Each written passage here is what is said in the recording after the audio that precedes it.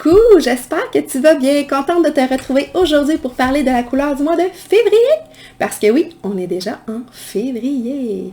Voici la belle couleur que je te présente. Mais d'abord, je te rappelle que ça provient de ce livre Colostrology.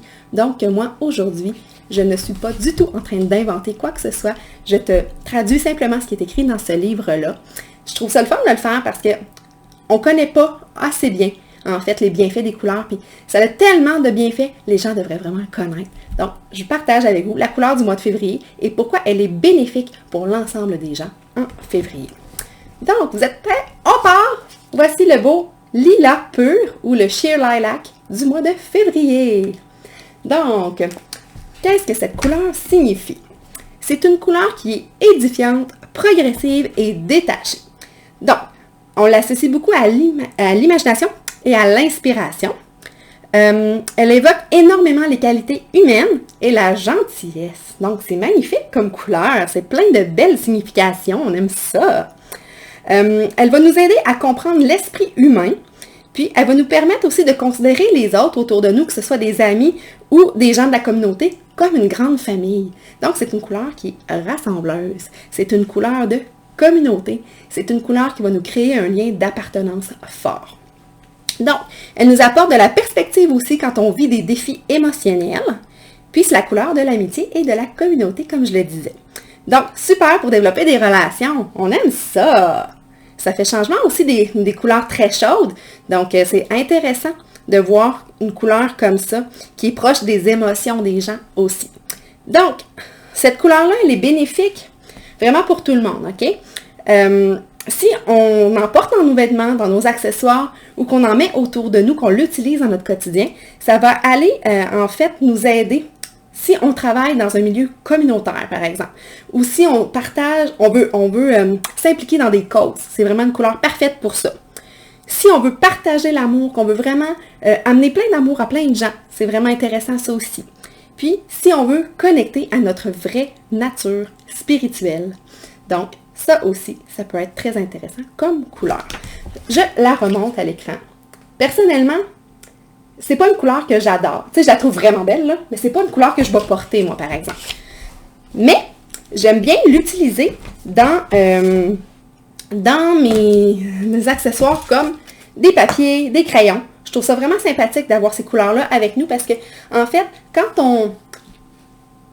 Ben, admettons que j'ai des défis émotionnels, j'ai envie d'écrire sur ce qui va pas, ce qui me fait de la peine, ce qui m'en colère, ben, d'utiliser ces couleurs-là, ça va m'aider à les laisser sortir, tu sais. On l'a dit tantôt, là, c'est super bon pour nous aider à prendre une certaine perspective, à avoir un certain détachement par rapport à nos défis émotionnels.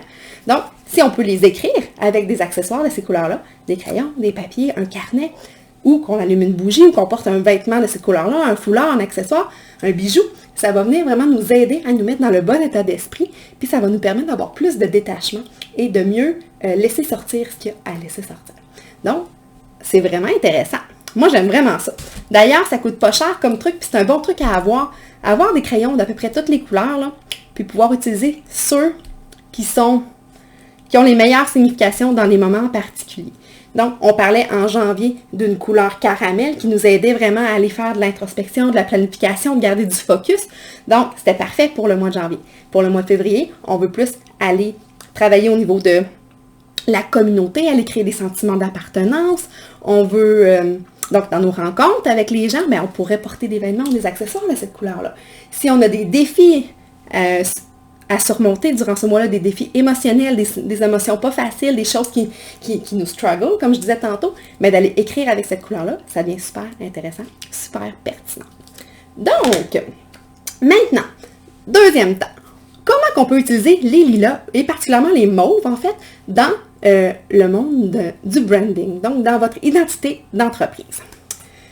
En fait, on va parler vraiment de mauve plus en général parce que c'est difficile des fois de donner des significations précises à des couleurs parce que chaque petite teinte va avoir ses subtilités. Donc, je parle en général du mauve, puis après ça, on regardera qu'est-ce qu'on pourrait faire avec cette couleur-là spécifiquement.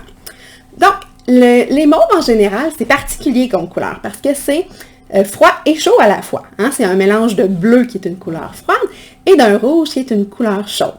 Si c'est un mauve pur, donc 50% bleu, 50% rouge, ben c'est particulier parce que on ne sait pas comment se sentir. Il y a beaucoup de gens qui vont se sentir très mal à l'aise en présence d'un mauve.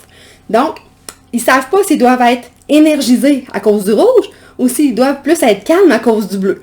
Donc, des fois, c'est un petit peu inconfortable. On ne sait pas comment se sentir. Donc, ça peut faire en sorte que les gens n'aiment pas nécessairement le mauve. Puis, ceux qui adorent le mauve adorent le mauve. Donc, souvent, c'est des gens qui sont plus créatifs, qui sortent un petit peu des normes aussi, qui ont un petit côté des fois provocateur. Donc, on peut aimer ou pas le mauve, mais c'est très très rare qu'on va être neutre avec un mauve. C'est possible, évidemment. Comme moi, je suis quand même assez neutre, mais j'aime en fait pas mal toutes les couleurs. Un mauve qui a plus de rouge dedans m'appelle beaucoup plus qu'un mauve qui a plus de bleu.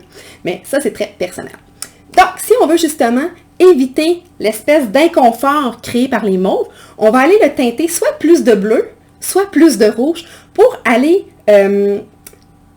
créer une signification plus claire. Donc, si le mauve est plus rouge, il va aller prendre plus de chaleur, il va aller prendre plus de signification du rouge. Et si le mauve il est très bleu, ben là, il va aller prendre plus de signification du bleu, puis il va être plus calmant. Donc, on va essayer d'aller éviter cette confusion-là. On va faire en sorte que les gens vont être un petit peu plus confortables en présence du mauve. Ensuite, les mauves très foncés vont avoir une connotation très luxueuse. Il y a beaucoup de produits de luxe qui ont des mauves foncés dedans. Donc, c'est une couleur qu'on va associer à la richesse, à l'élégance aussi. Donc, c'est pour ça qu'on en voit beaucoup dans les produits de luxe. C'est une couleur qui est mystérieuse aussi. Et c'est vraiment une couleur de spiritualité, en général. Donc, tout ce qui est religion aussi va avoir beaucoup de mauve. Tantôt, je disais, c'est une couleur qui plaît beaucoup aux gens qui sont très créatifs, aux artistes. Ben, c'est ça, c'est une couleur d'originalité. On l'a dit tantôt, elle va aller susciter l'inspiration, l'imagination, puis la créativité. Donc, c'est une couleur vraiment qui est intéressante pour ça. Donc, si on est dans un domaine très créatif, ça peut être le fun. Si on est dans quelque chose de très... qu'on est très extraverti, qu'on a besoin de mettre notre personnalité de l'avant, ça peut être intéressant. Faut juste faire attention, puis se souvenir que c'est pas tout le monde qui aime le mauve. Donc, d'aller doser ou bien, sinon, on l'assume complètement, mais on va mettre un mauve qui va être plus teinté vers le rouge ou vers le bleu, à ce moment-là, comme j'expliquais tantôt. Donc, les mauves aussi, c'est des couleurs d'expression de soi, beaucoup. On parlait d'émotions, ça nous permet de faire sortir le méchant aussi. Donc, si on est dans des milieux de thérapie, de relations d'aide, ou qu'on a besoin de créer des liens de proximité avec les gens, ça peut être vraiment intéressant d'aller utiliser cette couleur.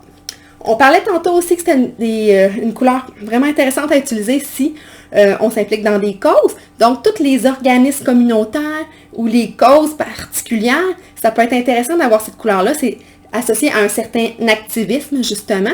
Puis en même temps, c'est pas celui-là particulièrement. C'est une couleur, oui, qui a de l'action, mais ce n'est pas une couleur qui va nous... comment je pourrais dire ça? C'est pas agressif.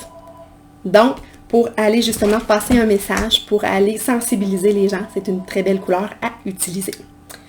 Ensuite de ça, qu'est-ce que j'ai d'autre à dire sur le mauve? Les mauves beaucoup plus pâles, donc les lilas très très clairs, très très pâles, qui vont plus vers les gris ou tout simplement vers les couleurs très très pastel, c'est pas à prioriser. Ben, en fait, c'est pas vrai. Ça peut être une couleur qu'on utilise, mais il faut prendre en considération que ça va être complètement l'inverse de ce que je viens de vous dire. Ça va être une couleur vraiment plus de solitude, une couleur plus de... Elle a plus de connotation négative, en fait, quand elle est très pâle. Mais on pourrait l'utiliser, tout dépendamment avec quoi qu'on va aller l'agencer, évidemment. Mais là, on va enlever les effets, justement, de magie, de spiritualité, de luxe. Hein? Ça, c'est vraiment pour les mauves très foncés. C'est une couleur de justice aussi, le mauve. Ouais, intéressant à savoir. Donc, ça pourrait être pertinent pour des gens en droit, hein, des avocats et tout ça, ça pourrait être intéressant. Une couleur de croissance personnelle, une couleur qu'on va associer à la protection aussi. Fait que si on est dans un domaine où on protège les gens, oui, ça peut être des systèmes d'alarme, mais ça peut être vraiment plus dans le protéger au niveau, justement de la justice, des avocats, des travailleurs sociaux, des gens qui vont vraiment être là pour aider les personnes, aller créer des liens forts, aider à sortir de ces blessures aussi. Ça devient très, très intéressant aussi. Donc, Mon écran s'est encore fermé et j'avais peur que mon vidéo se ferme parce que c'est la deuxième fois que je le fais parce que ça a fermé tout seul tantôt. Donc, je pense que ça fait quand même le tour de ce que je voulais vous dire pour le mauve. Très belle couleur. Donc, je vous remontre une dernière fois la couleur du mois de février, qui est le Sheer Lilac, ou, si vous préférez, le lilas pur. Très belle couleur pour l'imagination, aller stimuler tout notre côté créatif. Côté spirituel très fort, très développé. C'est surtout la couleur de la gentillesse, de l'amitié, de la communauté. Donc, si vous voulez créer des sentiments d'appartenance forts, très belle couleur à utiliser. Donc, je vous souhaite un beau mois de février entouré de cette magnifique couleur. Et on se retrouve très bientôt pour le mois de mars. À bientôt et bonne journée colorée!